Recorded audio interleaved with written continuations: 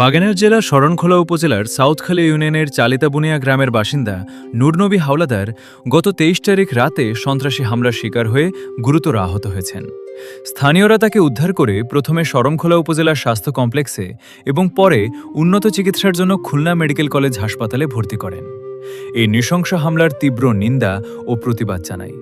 ঘটনার সুষ্ঠু তদন্ত করে জড়িতদের দ্রুত আইনের আওতায় এনে দৃষ্টান্তমূলক শাস্তির দাবি এলাকাবাসীর এবং রাজনৈতিক ইস্যু হতে পারে এরকম অনেক ফেসবুক পোস্ট করতেছে।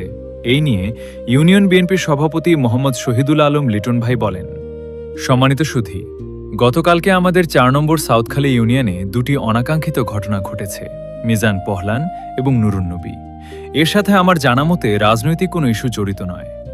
যদি এই ঘটনার সাথে বিএনপির কোনো লোক জড়িত থাকে, রাজনৈতিক ইস্যু নিয়ে অবশ্যই তার বিচার হবে।